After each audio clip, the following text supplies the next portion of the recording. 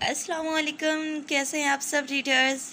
یہ میں نے آج میرے most favourite and most romantic novel کی ایپیسوڈ اپلوڈ کی ہے، فرسٹ ایپیسوڈ، جو کہ آج ہم ریڈ کریں گے۔ ایپیسوڈ ریڈ کرنے سے پہلے میں آپ سب کو کلیئر کر دوں، مجھے اس ناول پر آپ سب کا رسپانس چاہیے، لائکس، کمنٹس، اور خاص کر اس اسپیشل ناول کے ویوز مجھے زیادہ سے زیادہ چاہیے۔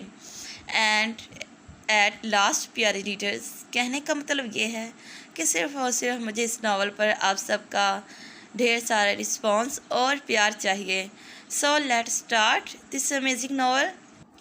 بسم اللہ الرحمن الرحیم۔ سودا دل کا، written by Habiba rights, episode number 1۔ سنا ہے کل پھر سے آپ کے صاحبزادے کو ریڈ لائٹ ایریا میں دیکھا گیا۔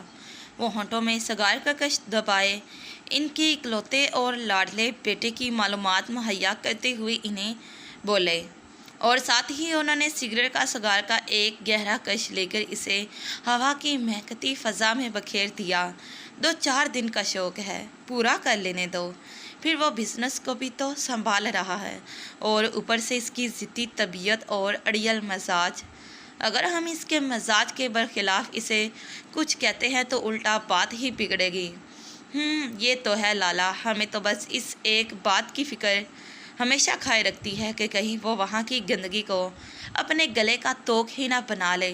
وہ فکر مند تھے کیونکہ انہیں لگتا تھا کہیں وہ کسی سے دل لگا کر ان کے خاندان کے اونچے رتبے، عزت اور شان و شوکت کو کوئی ٹھیس ہی نہ پہنچا دے۔ وہ ہمارا بیٹا ہے، عریب خانزادہ کا، اس کی رگوں میں ہمارا خون دوڑتا ہے۔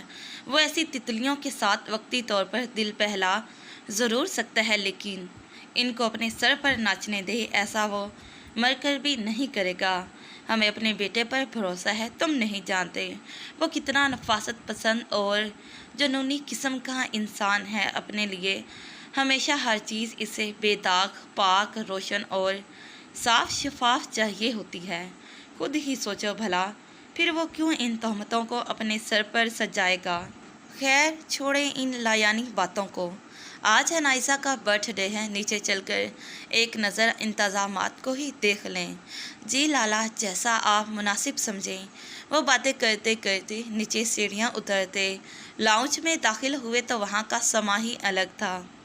ان کے لاڈ پیار، اداؤں اور نازوں سے پلی بیٹی فیری فراک پہنے لان میں چہکتی پھر رہی تھی۔ وہ گلابی رنگ کی لانگ فراک زیب تن کیے، گورے پاؤں میں پنک ہی رنگ کی ہیل والی شوز پہنے اور لمبے گھنے ہلکے براؤن بالوں کو پیچھے سے اسٹریٹ اور آگے سے 2 لیٹوں میں کرل ڈالے، کانوں میں ڈائمنڈ اسٹون کے ایئر رنگز پہنے، روشن اور خوبصورت چہرے کے ایک ایک نقوش کو میک اپ سے سجائے نظر لگ جانے کی حد تک خوبصورت لگ رہی تھی۔ ڈیڈ دیکھیں، یہ فیری فراک کیسی لگ رہی ہے مجھ پر۔ وہ اپنی فیری فراک کو ہاتھوں میں پکڑے گول گول گھومتے ہوئے ان کے پاس آ کر بولی، مائنڈ بلوئنگ، یہ فیری فراک تو بس بنا ہی میرے بچے کے لیے تھا۔ وہ اس کی بے داغ روشن پیشانی کا آگے بڑھ کر بوسہ لیتے اپنے لہجے میں محبت کا ایک جہاں سجائے بولے، ماشاءاللہ میری گڑیا دنیا کی سب سے حسین ترین پریوں میں سے ایک پری لگ رہی ہے۔ اس کے چچا ایوب خان زادہ بھی اس کے سر پر ہاتھ رکھتے ہوئے بولے، انو گڑیا، آرس نظر نہیں آ رہا، کچھ پتہ ہے کیا اس صاحبزادے کے بارے میں؟ انہوں نے اپنے ارد گرد کا اپنی زریق اور گہری نگاہوں سے جائزہ لیتے ہوئے پوچھا۔ وہ تو اپنے روم میں تیار ہونے گیا ہے ڈیڈ، آپ کو پتہ ہے میرے برتھ ڈے کی یہ ساری کی ساری تیاریاں اس اکیلے نے ہی تو کروائی ہیں۔ جس پر وہ ارد گرد کی تیاریوں کو دیکھتے ستائشی انداز میں محض سر ہلا کر مسکرا دیے، کیونکہ کل رات کو ہی انہوں نے خود ہی تو اسے آرڈرز دیے تھے کہ صرف اور صرف وہی ان کی بچی کے برتھ ڈے کے سارے انتظامات دیکھے گا، اور کسی بھی قسم کی کوئی کوتاہی وہ برداشت نہیں کریں گے۔ اور ہوا بھی یہی تھا۔ بھلا وہ اپنے شیر کو کوئی کام دیں اور اس میں کوئی کمی بیشی رہ جائے، ایسا ہو ہی نہیں سکتا تھا۔ ڈیڈ، میں ڈوریمون کو بلانے جا رہی ہوں۔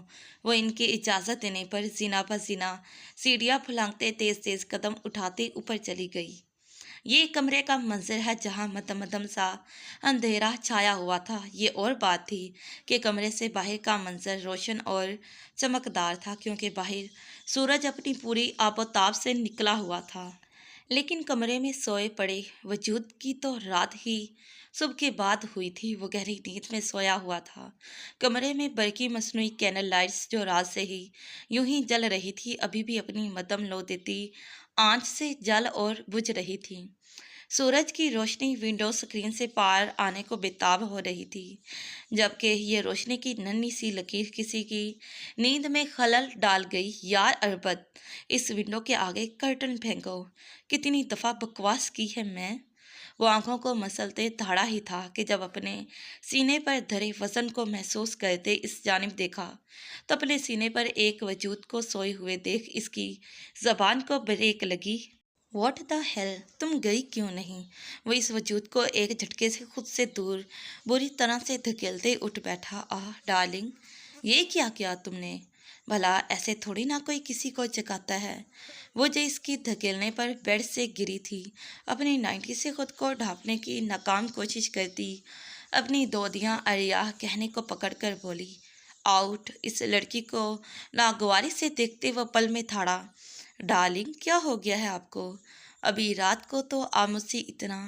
وہ اسے گزشتہ رات کا حوالہ دیتے بولی، یہ پیسے اٹھاؤ اور اپنا بوریا بستر سمیٹ کر یہاں سے نکلتی بنو۔ وہ سائڈ ڈرا سے نیلے رنگوں کی گڈی کو اس کے منہ پر پھینکتا کرختگی سے بولا۔ اسے اس لڑکی میں جو دلچسپی تھی، رات کو اس کے قریب آنے کے بعد دن ہوتے ہی ساری کی ساری ختم ہو چکی تھی۔ اب صرف اس کے لیے اس کے ہر انداز میں بیزاریت ہی بیزاریت واضح محسوس کی جا سکتی تھی۔ آپ نے کہا تھا آپ مجھ سے پیار؟ وہ لڑکی ایک بار پھر بولی، ہاں ہاں ہاں۔ او سلی گرل، پیار وہ بھی تم سے؟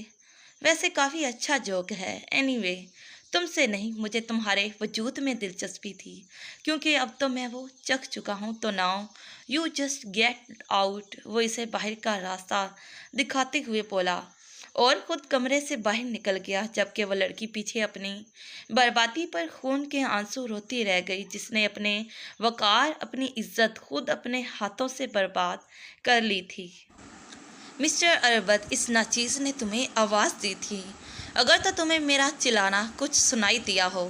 وہ جب کمرے سے باہر نکلا تو اسے اربد خان کمر کے پیچھے ہاتھ باندھے مستدعی انداز میں کھڑا باہر نظر آیا، اور اس کو دیکھتے ہوئے اس پر لطیف سا جملہ کستے ہوئے بولا، سوری سر، وہ میڈم آپ کے ساتھ تھی، اسی لیے۔ وہ نظریں نیچی کیے اس تو احترام سے معذرت کرتے بولا، واٹ میڈم؟ وہ تو ٹکے کی لڑکی میڈم نہیں ہے تمہاری، سمجھے؟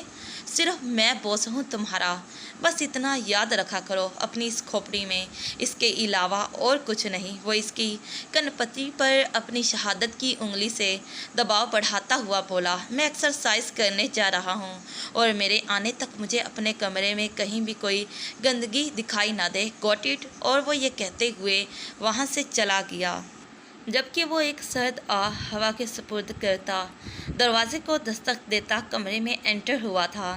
اربد خان اس کا پچھلے 5 سالوں سے سیکرٹری تھا۔ وہ عمر میں اس سے کوئی 3-4 سال بڑا ہی ہوگا، جبکہ پیسے اور رتبے میں نہیں، لیکن اس کو وہ ایسے ٹریٹ کرتا جیسے وہ کوئی اس کا کھلونا ہو۔ ہاں، کھلونا ہی تو تھا وہ اس کا، جس کی وہ اسے جیسے، جس طرح اور جس طرف چاہے مرضی چابی گھماتا اسی طرح مڑ جاتا۔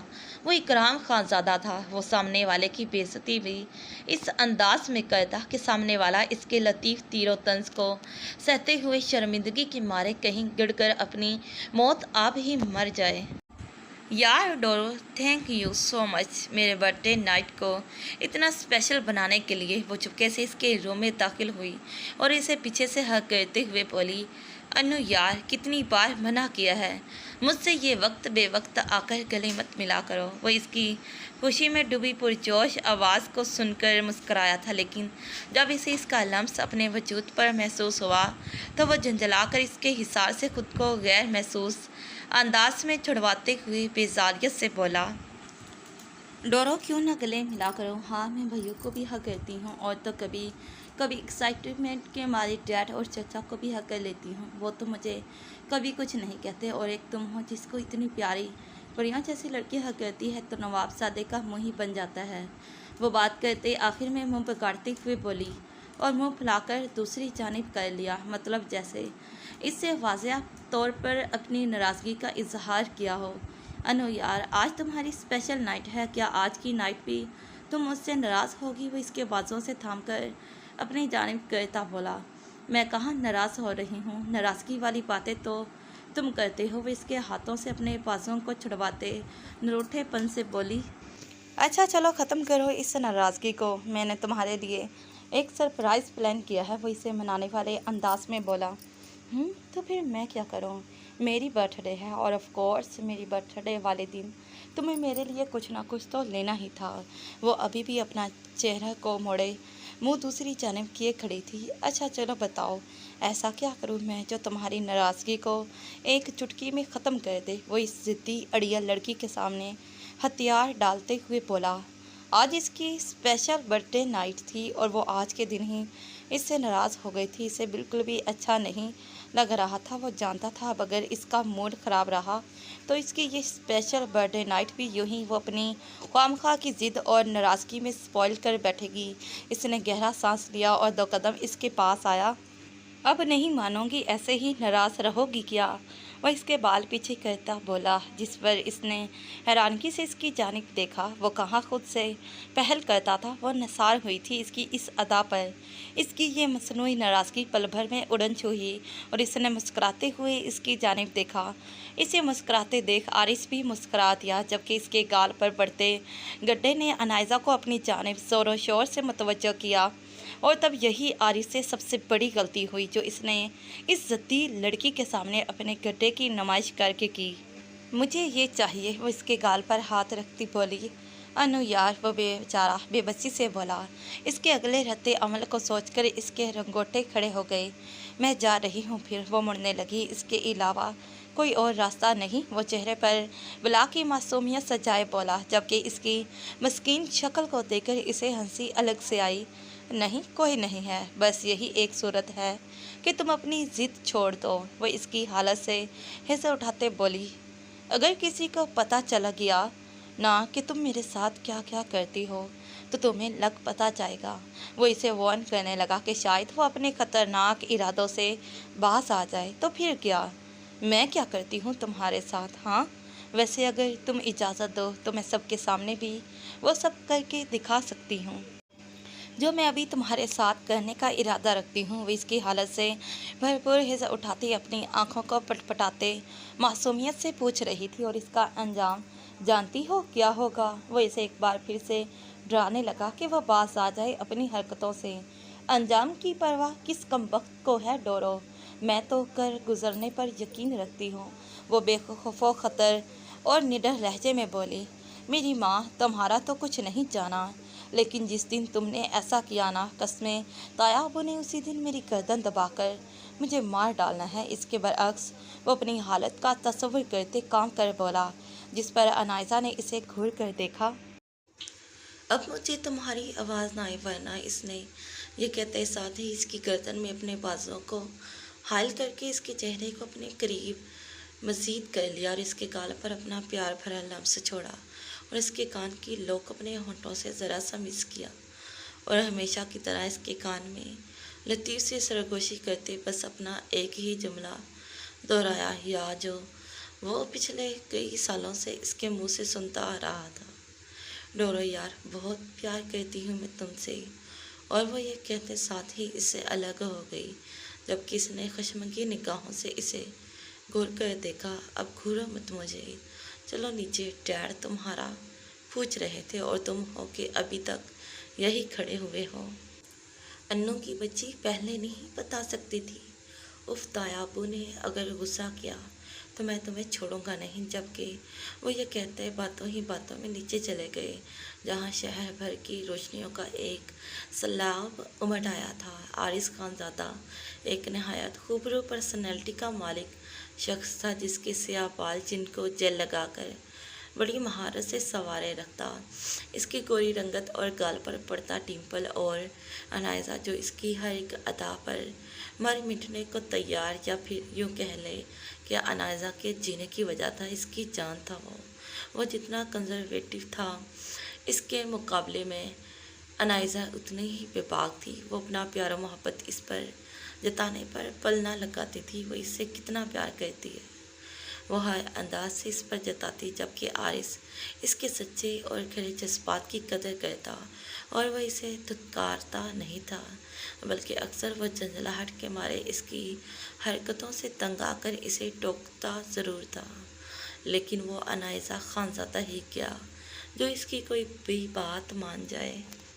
وہ اکثر تنہائی میں سوچتا وہ اس کی باتیں اتنے آرام سے کیوں مان جاتا تھا، کیوں اس کی بے باک حرکتیں برداشت کر جاتا ہے، کیوں اسے خود سے جھٹکتا نہیں تھا۔ تو کیا وہ بھی اس کے لیے جذبات رکھتا تھا؟ نہیں، لیکن پھر خود ہی اپنے خیالات کی نفی کر دیتا۔ وہ بس اس کی ناراضگی سے ڈرتا ہے، اس کے علاوہ اور کچھ نہیں، اور وہ اس سے پیار بھی نہیں کرتا، بس اس کی فکر کرتا ہے۔ ہاں، اسی لیے شاید اگر اس کی ناراضگی سے ڈرنا، اس کی فکر کرنا، اگر یہ اس کا انائزہ کے لیے پیار و محبت نہیں تھا تو پھر کیا تھا؟ اب دیکھنا یہ تھا کہ وہ اپنے خود سے کیے گئے ان قول و قرار پر کس حد تک پورا اترتا ہے۔ تو پھر بتائیں آپ سب کو سودا دل کی ناول کی فرسٹ ایپیسوڈ کیسی لگی؟ مجھے کمنٹس اور لائکس چاہیے، پھر ہی میں آپ کو اس کی جلدی ایپیسوڈ لکھ کر دیا کروں گی۔ اور ہاں، اس ناول کی ایپیسوڈ ایک دن چھوڑ کر آیا کرے گی اور اگلے دن ہاسے محبت کے ناول کی ایپیسوڈ آیا کرے گی، اور بہت جلد عید تیرے سنگ پیا کے بعد دل کا شور ناول، جو کہ موسٹ رومانٹک ناول ہے، جو سمیہ زینب نے آپ سب کی اور میری فرمائش پر لکھ رہی ہیں، وہ اپلوڈ ہو جائے گا۔ یہ صرف آپ کی رسپانس پر اپلوڈ ہوگا۔ ٹارگٹ 100 لائکس، اتنے تو کر سکتے ہیں نا؟ ہمیشہ خوش رہیں اور خوشیاں بانٹیں۔ ایپیسوڈ پڑھ کر آپ اپنی قیمتی رائے اور میرے سوالوں کا جواب دینا، اور ویڈیو کو لائک کرنا اور چینل کو سبسکرائب کرنا نہ بھولیے گا۔ پھر ملتے ہیں اسی ناول کے نیکسٹ پارٹ پر، تب تک کے لیے اللہ حافظ، bye bye and take care. Thanks for watching this video.